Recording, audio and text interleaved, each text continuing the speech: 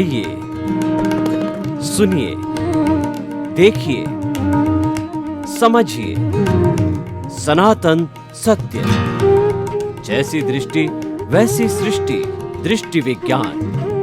कुदरत, कुदरती रचना एवं कुदरत के कानून से शाश्वत सुख की प्राप्ति। जोधपुर के परम पूज्य महात्मा उपासक प्रोफेसर डॉक्टर सोहन राज तातेड़ के निर्देशन में सनातन सत्य।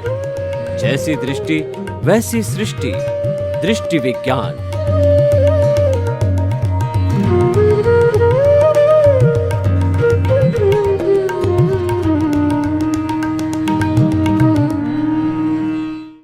भाइयों और बहनों, मातृशक्ति को नमन। स्टूडियो में आपका हार्दिक स्वागत है, अभिनंदन है, सत्कार है। आत्मविज्ञान, साइंस ऑफ द सोल के अंतर्गत हम आपको सही दृष्टि, सही सोच देते हैं और उसके माध्यम से आपके जितने भी नकारात्मक भाव है उसको सकारात्मक में बदलते हैं, ताकि आपको एक सही दृष्टि मिल जावे, आपको राजमत मिल जावे, कुदरत का कानून मिले और आप सही दृष्टि से अपना जीवन यापन कर सकें। यह कार्य हम प्रतिदिन नए नए सुंदर एपिसोड्स के माध्यम से करते हैं। तो आज का हमारा बहुत ही सुंदर एपिसोड है चित्त वृत्ति निरोधो योग है। योग आज विश्व विख्यात है। 21 जून को प्रतिवर्ष पूरे विश्व के 210 कंट्रीज के अंदर अंतर्राष्ट्रीय योग दिवस मनाया जाता है। योग भारत की कृति है। योग ने भारत में जन्म लिया और योग के माध्यम से जीवन जी करके हमारे ऋषि मुनि जो है वह साधना का जीवन जी करके मुक्ति तक जा सकते हैं। इसीलिए योग मुक्ति तक जाने का साधन है। और लोअर लेवल पर देखें तो योग हमारे संपूर्ण 5 तरह के स्वास्थ्य, फिजिकल हेल्थ, मेंटल हेल्थ और हमारा इमोशनल हेल्थ, हमारा स्पिरिचुअल हेल्थ और उसके साथ साथ में हमारा सोशल हेल्थ, 5 तरह की होलिस्टिक हेल्थ वह योग से प्राप्त की जा सकती है। क्योंकि योग जो है वो स्वस्थ स्व में अवस्थित होना, जो योग ऐसा साधन है जिससे हमें स्व मतलब अपनी आत्मा में अवस्थित हो सकते हैं, आत्मरमण कर सकते हैं और आत्मा में वास कर सकते हैं और आत्मा से हम जुड़े रह सकते हैं, आत्मचिंतन कर सकते हैं, सेल्फ रियलाइजेशन कर सकते हैं, इंट्रोस्पेक्शन कर सकते हैं। ये सारा योग के द्वारा होता है। और योग का एक अर्थ ये होता है कि जो हमारा जो है वो बॉडी, माइंड एंड सोल, हमारा शरीर, मन और आत्मा तीनों को जोड़ना योग कहलाता है।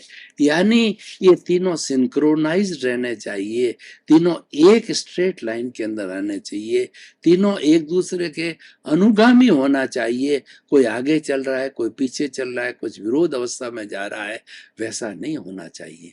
क्या अर्थ हुआ कि जब हम योग की अवस्था में होते हैं तब हमारा जो विचार है उसको हमारी बॉडी सपोर्ट करनी चाहिए और उसके साथ साथ के अंदर मन और बॉडी है, तीसरा आत्मा आत्मचिंतन में सहयोग करे, उसको सपोर्ट करे। इसी का नाम योग है। अब हमारा जो विषय है चित्त वृत्ति निरोधो योग है, यानी योग को हमारी चित्त वृत्तियां हैं उसका निरोध करने को योग कहते हैं। चित्त वृत्तियां हमारी जो है वो शांत हो जावे, चित्त वृत्तियां हमारी एक केंद्र पर स्थापित हो जावे, चित्त वृत्तियां इधर उधर बिखरे नहीं, यानी कि हम प्रतिसल्लीनता की अवस्था में चित्त को लाना वो योग है। जो इंद्रियां 5 बार भटकती है और भटक करके 23 तरह के विषय अलग अलग करके उसमें लुब्ध हो जाती है और इस चित्त को विक्षिप्त करती है। तो विक्षिप्त चित्त को शांत करने के लिए जो है वो योग की आवश्यकता होती है। और जब हम इन वृत्तियों को निरोध करते हैं, शांत करते हैं, नियंत्रण में लाते हैं, क्योंकि रोकना तो कठिन काम है, मन तो कभी रुकता ही नहीं है। और जब मन पूरा रुक जाएगा तो या तो अमन की स्थिति आती है जब आत्मा मोक्षगामी बनती है, या व्यक्ति की मृत्यु की अवस्था आती है, डेड बॉडी। इसलिए मन तो चंचल है। मन के लिए कहा गया है कि मन लोभी मन लालची और मन चंचल मन चोर, मन के मते न चालिए पलक पलक हो मन और। यानी मन तो है, आज यहाँ बैठा है, कल अमेरिका चला जाएगा, परसों यूके चला जाएगा, फिर दुबई चला जाएगा, कभी घर में चले जाएगा। यानी प्रकाश और ध्वनि की गति से भी मन की गति बहुत फास्ट होती, इसलिए इसको रोकना नहीं चाहिए। और रोकने से ये रुकेगा भी नहीं, पर इसका निरोध करना चाहिए। निरोध करने का अर्थ यह है कि इसकी तरफ इसकी उपेक्षा की जाए, इस पर ध्यान न दिया जाए, इसको स्वतंत्र छोड़ दिया जाए। स्वतंत्र छोड़ेगा तो ये आपके खूंटे बन जाएगा।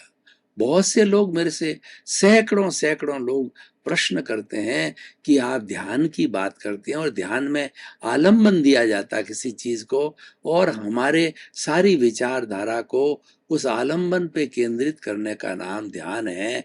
तो जो ही हम ध्यान करने बैठते हैं तो ही हमारा चित्त विक्षिप्त हो जाता है और ये मन भटकता रहता है। सामान्य रूप से इतना नहीं भटकता है, लेकिन जो ध्यान करने बैठते हैं तो बहुत ज्यादा उसमें भटकाव आ जाता है। तो मैं उन्हें कहता हूं कि आप इसको रोके मत। जब आपकी मन भटकने की इच्छा करे, आप उसको खुली छूट दे दो, उसको एक पतंग की तरह छूट दे। तो जब हम पतंग के पीछे मंजा हमारे हाथ में होता है, पतंग आकाश में उड़ता है, तो पतंग को ढील देते हैं तो पतंग आगे से आगे उड़ता जाता है। और जो ही हमने उस पतंग को कसने की कोशिश की, जो ही हमने उसको पतंग को रोकने की कोशिश की, तो मंजा हमारे हाथ को काट देता है और खून आने लगता है, वो रेजिस्टेंस देता है। इसीलिए जो है वह पतंग का रेजिस्टेंस आता है। इससे उसको खुली छूट दो, खुली छूट दो तो अपने आप चलता रहेगा। उसी तरह से विचारों को आप रोको मत, विचारों को खुली छूट दे दो, तो आप पाएंगे 2 4 5 दिन के जो है बाद के अंदर मन आपके खूंटे बन जाएगा। मन आपके जो चित्त के इर्द गिर्द जो और जो ध्यान करते हैं, जो आपने आलम्बन लिया है, उसके केवल इर्द गिर्द ही वो घूमता रहेगा। जैसे कि गणेश जी जो है शिव जी और जो पार्वती की जो परिक्रमा करते हैं, उसी तरीके से वह आपकी परिक्रमा लग जाएगा। तो चित्त वृत्तियों का जो निरोध करना है वह योग कहलाता है। मतलब हमारी 5 इंद्रियां बाहर जा रही है और 5 इंद्रियों के 23 पावरफुल विषय होते हैं, उन विषयों को लेके आती है, उनके साथ कई बार लुब्ध हो जाती है। तो लुब्ध होने के कारण जब हमने इंद्रियों को जो है लुब्धता की है, तो उसके साथ साथ के अंदर हमारा मन भी लुब्ध हो जाता है, चित्त भी लुब्ध हो जाता है। और चित्त लुब्ध होता है तो हम संसारिक प्रवृत्ति के अंदर चले जाते हैं, हम भोग विलास की स्थिति में चले जाते हैं, और हमें eat drink and B Mary की स्थिति के अंदर चले जाते हैं, और हमारा संसार बढ़ता है। हम योग नहीं अयोग की अवस्था में चले जाते हैं। वो कार्य हमें नहीं करना है, हमें तो योग करना। हमारी चित्त की जो वृत्तियां बाहर जा रही है उनको भीतर की ओर खींचता है, उनको रोकना नहीं है। उनका निरोध करने का मतलब उस पर अंकुश लगाना है, उस पर नियंत्रण करना है, उनको बाहर की तरफ मोड़ दो। तो हमारी जो विचारधारा और हमारी इंद्रियां जो बाहर की ओर जा रही है, जो ही हमने भीतर की ओर मोड़ा तो वो अंतर्मुखी हो जाती है। विचारधारा यानी मन अंतर्मुखी हो जाता है, इंद्रियां अंतर्मुखी हो जाती है, इंद्रियां और मन अंतर्मुखी हो जाते हैं तो बुद्धि ऑटोमेटिकली अंतर्मुखी हो जाती है। और बुद्धि जब अंतर्मुखी होती है तो हमारा चित्त विक्षिप्त हो ही नहीं सकता। चित्त की वृत्तियों का निरोध अपने आप हो जाएगा। तो इसलिए हमारा योग का क्या अर्थ हो गया कि हमारी चित्त वृत्तियां जो बाहर की ओर जा रही है उसको भीतर की ओर खींचिए, यानी भीतर के जगत में ज्यादा गोते लगाइए। तो योग जो है वह रहने के लिए तो बाहर है, लेकिन जीने के लिए भीतर है। यानी कि हम जो बाहर रहना हमारी प्रकृति है, बाहर रहना हमारा उपादान है, जो हम पीछे से कर्मों का लेके आए हैं, तो हमें व्यवहार जगत निभाना ही पड़ेगा। कैसे कि जो हम पीछे से भुगतान लेके आए हैं वही माता पिता, वही भाई बहन, वही जो है अपनी संतान, और वही धंधा, और वही लोग, वही रिश्तेदार हमको मिलेंगे और जीवन भर मिलेंगे। और जिस परिवार के साथ हम रहते हैं, यानी पति पत्नी और संतान, माँ बाप, ये सब बड़ी बड़ी पार्टियां हैं जो लंबे 24 घंटे में 18 घंटे या 16 घंटे हमारे साथ में रहती है और जीवन भर साथ रहती है। ये बड़ी पार्टियां हैं। ये जो है, ये कोई कोई हमारा हिसाब लेने आई है और कोई देने आई है। यानी कोई हमारी सेवा करेगा, कोई हमारे को कष्ट देगा, कोई हमारी संपत्ति बिना सेवा किए, बिना मेहनत किए हड़प कर लेगा, क्योंकि वो कहेगा मैंने तो इस घर में जन्म लिया है, तो इस प्रॉपर्टी पर मेरा भी अधिकार है। तो बिना कुछ परिश्रम किए वो प्रॉपर्टी को हमारे से छीन लेगा, हमारे से छीन लेगा। तो ये तो सब चलेगा, इसको हम रोक नहीं सकते हैं, क्योंकि ये तो पूर्व जन्म में हमने कॉजेज डाले हैं। इस जन्म में उदय आएगा, इस जन्म में प्रारब्ध आएगा। तो इसीलिए जितना जितना जड़ का प्रारब्ध हमारे आता है तो उसका चिंतन नहीं करना। उदाहरण के तौर पर देखिए कि मान लीजिए हमारे को धन संपत्ति जो है प्राप्त हो गई और हम खुश होने लग गए, तो हम जड़ की खुशी मना रहे हैं। तो जड़ की खुशी में न मना के हमको कहना चाहिए, हमको आध्यात्मिक यज्ञ करना चाहिए, स्वाहा। उसके बाद के अंदर हमारे को जो है कोई लाभ हो गया बहुत बड़ा, जो है वो हमें बहुत बड़ा जड़ का, धन का, दौलत का, तो जब वो लाभ हो जाए तो भी हमें उसको जड़ समझ करके आध्यात्मिक यज्ञ में स्वाहा बोलते रहना चाहिए। तो जब हम इस जड़ की प्राप्ति को स्वाहा रूप में, यानी आध्यात्मिक यज्ञ में उसको होम देंगे, उसका हवन कर देंगे, इसका अर्थ क्या हुआ? इसका अर्थ ये हुआ कि हमारा जो मूल स्वरूप है, हमारी जो दृष्टि है, दृष्टि का अर्थ होता है कि अपने स्वभाव में रमण करना। तो हम उस दृष्टि की आराधना करने लग जाएंगे, उस दृष्टि को समझने लग जाएंगे, उस दृष्टि को बदलने लग जाएंगे।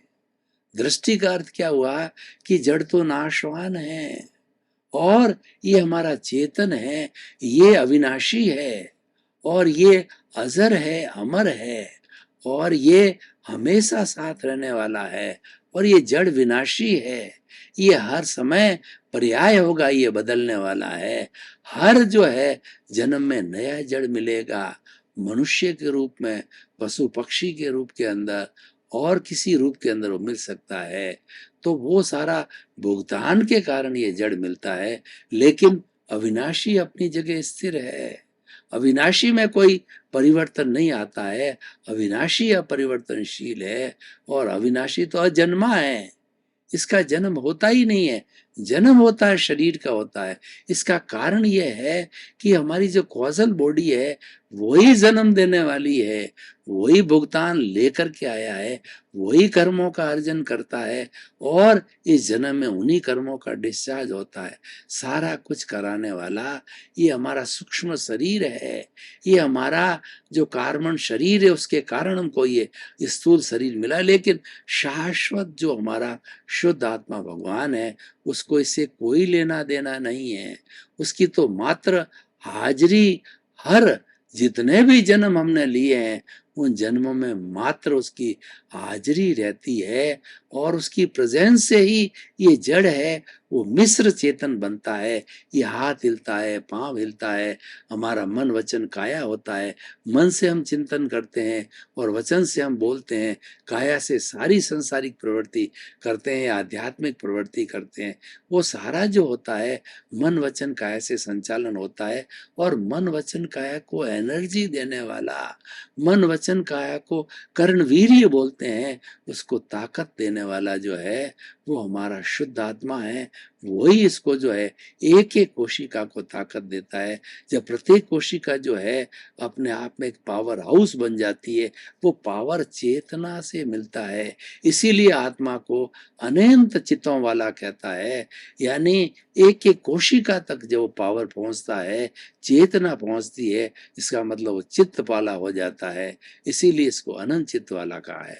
तो हमारा जो टॉपिक है चित्तवृत्ति निरोधो योग, और योग को जोड़ने के लिए मन, शरीर और हमारी आत्मा तीनों को आपस में जोड़ना है, तीनों को अनुगामी बनाना है, तीनों को एक स्ट्रेट लाइन के अंदर लेना है, तीनों को सिंक्रोनाइज करना उसका काम है, योग है। और योग जो है अपने आप में बहुत बड़ा विशाल है। जैसे कि हम पतंजलि योग की एक उदाहरण के तौर पर बात करें, ऐसे विश्व में सैकड़ों योग है और सबका उद्देश्य है कि सेल्फ रियलाइजेशन करना और दृष्टि का प्राप्त करना। दृष्टि क्या है कि मैं चेतन हूं और ये जड़ है, जड़ नाशवान है और चेतन सच्चिदानंद है, अविनाशी है। चेतन की सच्चिदानंद की क्या परिभाषा है कि सत्य ये अविनाशी है चेतन, और चित्त का मतलब ये ज्ञान दर्शन करने वाला है, यानी ये ज्ञाता है, दृष्टा है। इसीलिए इसको जो है चित्त बोलते हैं और आनंद इसकी अनुभूति है, आनंद इसका लक्षण है। इसीलिए इसको आनंद को ब्लिस कहते हैं। ये अक्षय आनंद है जो कभी समाप्त नहीं होने वाला, जो हमारे भीतर में। जड़ का हम जितना आनंद करते हैं, पैसे मिल गए आनंद आ गया, अच्छा बंगला मिल गया आनंद आ गया, ये सब टेम्परेरी आनंद है। हमें धन की प्राप्ति हो गई, पुत्र की प्राप्ति हो गई, पत्नी की प्राप्ति हो गई, ये सब टेम्परेरी सुख है। अच्छे भोजन की प्राप्ति हो गई, ये टेम्परेरी सुख है। ये जो है परमानेंट सुख नहीं है। परमानेंट सुख तो आत्मा में। अगर हम शरीर में परमानेंट सुख भोगते हैं तो ये हमारी मृग तृष्णा है, ये हमारा अज्ञान है, ये वेल्डिंग है, इसी को तोड़ना है। परमानेंट सुख इस जड़ में है ही नहीं। जड़ तो एक साधन है, जड़ तो एक कर्मों के भुगतान का माध्यम है, और ये तो बिल्कुल चेतन से अलग है। इसकी क्वालिटी भी चेतन से अलग है। चेतन तो क्या क्वालिटी है चेतन की? असंख्य चेतनामय परमाणुओं के पिंड को चेतन कहते हैं, और चेतन सुख दुख की अनुभूति करता है। चेतन में फीलिंग होती है, ग्रोथ होती है, प्रजनन होता है और राग द्वेष होता है। जड़ में कुछ नहीं होता, कोई फीलिंग नहीं होती, कोई सुख दुख की अनुभूति नहीं होती। वो तो वर्ण गंध रस वाला है, वह गलन मिलन धरवा है, वो टूटता है और आपस में मिलता है। और जब मिलता है तो ये सारी सृष्टि जो हमको दिखाई देती है, वह जो है कई परमाणुओं से मिलकर के अणु बनते हैं, और अणुओं से मिलकर के ये अष्टस्पर्शी परमाणु है, सारी सृष्टि जो हमें दिखाई देती है वो बनाते हैं। तो भाई और बहनों, योग जो है अपने आप में एक बहुत बड़ा विस्तृत विषय है। हमारे जितने बड़े बड़े ऋषि मुनि हुए हैं, वाल्मीकि है, तुलसीदास जी है, कबीर जी है, और इधर वशिष्ठ मुनि हुए हैं, जो कि नदी के किनारे कुटिया बना करके प्राकृतिक वातावरण में रहते थे, बच्चों को जो है शिक्षा देते थे और खुद अपनी साधना करते थे। उन्होंने योग के माध्यम से ही जो है साल्वेशन, इमांसिपेशन और जो है free from the all bondage, moksha को प्राप्त किया। तो हमारा जो ये योग है, ये व्यवहार जगत से प्रारंभ होता है और निश्चय जगत तक जाता है, इसलिए बहुत एलाबोरेट है। ये कोई इसको छोटी किसी विचारधारा में छोटे रूप में नहीं जोड़ा जा सकता है। पर योग को प्राप्त करने के लिए चित्तवृत्ति निरोधो योग, हमें अपनी चित्त की वृत्तियों का निरोध करना पड़ेगा। चित्त में जो विक्षिप्तता है, चित्त भटकता रहता है, उसको एक न एक जगह स्थिर करना पड़ेगा। जब चित्त स्थिर होगा, यानी हमारे विचार स्थिर होंगे, तभी हम कोई भी चीज का पालन करने लग जाएंगे। हम मेडिटेशन करेंगे या जो है हम योग करेंगे, तो उसमें विचार एक जगह टिकना चाहिए। वही चित्तवृत्ति निरोध का अर्थ होता है। अपने विचारों को एक जगह टिकाए रखो, क्योंकि आप इधर उधर अगर विचार भटकते रहेंगे तो व्यक्ति मानसिक अशांति में चला जाएगा, और ज्यादा भटकेंगे तो व्यक्ति पागल भी हो सकता है। हमने पागलों को देखा है। पागलों और हमारे बीच में अंतर क्या है कि हम तो किसी भी आलम्बन के जरिए अपने विचारों को कंट्रोल कर देते हैं, एक जगह रोक लेते हैं, विचारों का तांता हाने नहीं देते हैं। लेकिन जो पागल व्यक्ति होता है, उसको इसका बेभान होता है, वो योग वगैरह कुछ नहीं जानता है। वो तो जितने विचार आते हैं वो आते ही रहते हैं। जब विचार इतने आते हैं तो पजल में पड़ जाता है, और इस पजल के कारण ही बिकम्स द मैड। तो सारी चीज है वह इस योग के अनियंत्रण के कारण होती है। तो हम थोड़ा आगे चलें कि आखिर योग से हमको क्या मिलेगा, योग से हम व्यक्ति को कैसे सुधार सकते हैं, समाज को कैसे सुधार सकते हैं और इस विश्व को वसुधैव कुटुंबकम कैसे बना सकते हैं। तो हम एक रोल मॉडल अगर पतंजलि योग का देवें तो यम है। यम का मतलब होता है 5 नियम। ये हमारी प्रथम सीढ़ी है। अगर हम योगी बनना चाहते हैं और योग अपने आप में कोई धर्म नहीं, कोई रिलीजियन नहीं, कोई फिलॉसफी नहीं और वह कोई रिचुअल नहीं, वह तो एक जीवन जीने की पद्धति है। ये साइंस ऑफ लिविंग है, आर्ट ऑफ लिविंग है, वे ऑफ लिविंग है और एक सुंदर लाइफ स्टाइल है, आइडियलिस्टिक आइडियल लाइफ स्टाइल। तो यम का अर्थ होता है 5 तरह के नियमों को जीवन में धारण करना। शाश्वत सत्य वाले नियम हैं अहिंसा, सत्य, अचौर्य, ब्रह्मचर्य और अपरिग्रह। समय की अल्पता को देखते हुए मैं एक एक विषय को टच नहीं करूंगा, लेकिन अगर योग का जीवन जीना चाहते हैं और योग को प्रमुखता देना चाहते हैं अपने जीवन में, हम योग का बेनिफिट लेकर के अपने जीवन को अच्छा बदलना चाहते हैं और अपने आप को बदलना चाहते हैं, मुक्ति को प्राप्त करना चाहते हैं, तो हमें इन सब चीजों का जो है ध्यान रखना पड़ेगा। अहिंसा, सत्य, चौर्य, ब्रह्मचर्य और अपरिग्रह। तो ये तो हो गया यम। दूसरा नियम शौच, संतोष, त्याग, वैराग्य और ईश्वर परिधान। ये 5 सूत्र है जो हमें अपने जीवन के अंदर पालन करने चाहिए। जब जीवन में हमारे त्याग वैराग आएगा और जीवन में हमारे अनासक्ति आएगी, जीवन में लोगों के प्रति अच्छी भावना आएगी, तो हमारा और लोगों और जब हमारा ईश्वर के प्रति रुझान होगा, ईश्वर के प्रति समर्पण होगा, ईश्वर के प्रति भक्ति होगी, तो हमारा ये यौगिक लाइफ स्टाइल आगे बढ़ सकती है। यानी योग के अंदर ईश्वर को भी समाहित किया है, स्वास्थ्य को भी समाहित किया है और हमारे 5 जो मुख्य ध्रुव सत्य नियम हैं उनको भी समाहित किया है। सब अच्छी अच्छी क्वालिटी की चीजों को योग में समाहित किया है। तो हम चल रहे थे कि पहले यम, नियम, अब आसन। देखिए ये शरीर है, इस शरीर के अंदर मसल्स होती है, हड्डियां हैं, हड्डियों का तो एक ढांचा है, लेकिन उस ढांचा का संचालन होता है मसल्स के द्वारा होता है। हमारी हाथ की हड्डियां हैं, ये जो हाथ मुड़ रहे हैं इससे मसल्स काम करते हैं। उसी तरीके से पूरा शरीर, पूरी गर्दन, हाथ पांव जब काम करते हैं, इधर उधर चलते हैं, मुड़ते हैं और वो टिल्ट होते हैं, वो सब मसल्स के द्वारा होते हैं।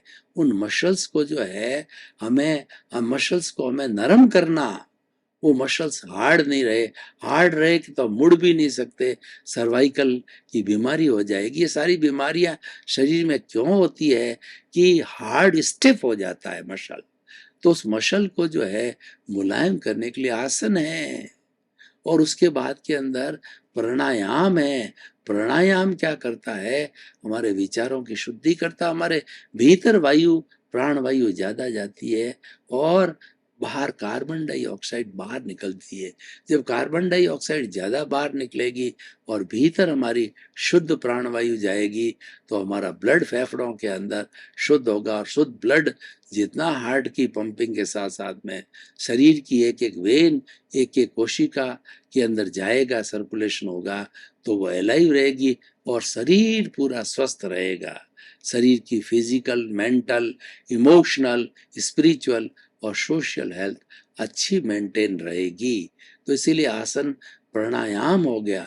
आसन प्राणायाम प्रत्याहार, प्रत्याहार का मैंने प्रारंभ में बताया, जो इंद्रियां बाहर की ओर जा रही है उनको भीतर खींचो, क्योंकि इंद्रियां बाहर जाके अनर्थ कर देगी। कोई ऐसा सुंदर रूप देख लिया, उस रूप पे लुब्ध हो गई, मोहित हो गई और उसको पाने के लिए लालायित हो गया, पूरा जीवन खराब कर दिया। जीवन खराब कैसे कर दिया कि वो बस उसमें कोई भावना गंदी आ गई और कोई कुछ ऐसा कुकृत हो गया तो जीवन भर वो बदनाम होकर के और जेल में सड़ता रहेगा। ये इंद्रियां ऐसा कार्य नहीं चाहते हुए भी करवा देती है। इसलिए प्रतिसलीनता इनको भीतर खींचो। जितने जितने भीतर की ओर रहोगे, उतने उतने योग की ओर जाओगे, उतने उतने चित्त वृत्तियों का निरोध होगा और उतना उतना हमारा जीवन उज्जवल बनेगा। तो हमारा यम नियम आसन प्राणायाम प्रत्याहार धारणा ध्यान समाधि, धारणा का अर्थ होता है अच्छे अच्छे विचार, उनको धारण करो। अच्छे अच्छे विचारों से मन को भर दो, चित्त को भर दो, बुद्धि को भर दो, प्रतिरोधात्मक शक्ति दो। यानी जो जो नकारात्मक भाव है उन सब की जगह सकारात्मक बड़े भावों को खड़ा कर दो। नकारात्मक भाव ऑटोमेटिकली इस वायुमंडल के अंदर चले जाएंगे। तो सकारात्मक को लाना जो है ये धारणा है। और ध्यान का अर्थ होता है किसी एक आलंबन, प्रभु का आलंबन, आत्मा का आलंबन और अपने किसी इष्ट का आलंबन। ये आलंबन लेकर के और हमारी सारी शक्तियां हैं, हमारी जितनी प्राण ऊर्जा है उसको एक जगह केंद्रित करते हैं, उसका नाम ध्यान है। और जब ध्यान में जाते हैं तो हमारे मानसिक शांति होती है, हमको प्रसन्नता होती है। और ध्यान की अवस्था में कई तरह के सत्य का उद्घाटन होता है। जितने जितने महापुरुष हुए जिन्होंने सत्य का उद्घाटन किया है वो ध्यान करते हैं। ध्यान के अंदर जाते ही हम अवचेतन मन के अंदर चले जाते हैं। अवचेतन मन के अंदर शब्द समाप्त हो जाते हैं।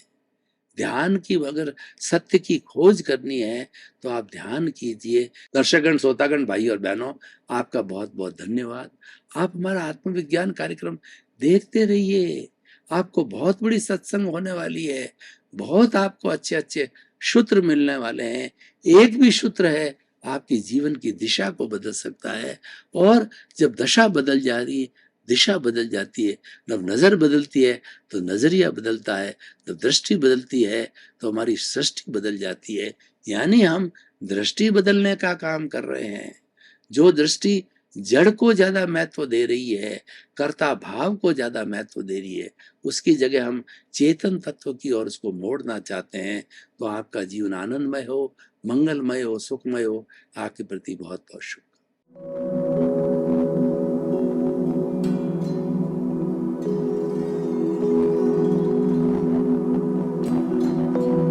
एक ऐसा अंतर्राष्ट्रीय ख्याति प्राप्त मानव जो गुरु प्रेरणा से पिछले 20 वर्षों से वानप्रस्थ जीवन जीते हुए 24 घंटे मानवता की सेवा में संलग्न है। एक ऐसा मानव जो अभी राष्ट्रीय, अंतर्राष्ट्रीय टीवी चैनलों पर 7,500 एपिसोड के माध्यम से सनातन सत्य, आत्मविज्ञान एवं पुनरुत्थान व्यवहार एवं निश्चय जगत के जीवनोपयोगी विषयों पर हृदय स्पर्शी प्रवचन कर चुका है। उस मानव का नाम है महात्मा उपासक प्रोफेसर डॉक्टर सोहन राज तातेड़।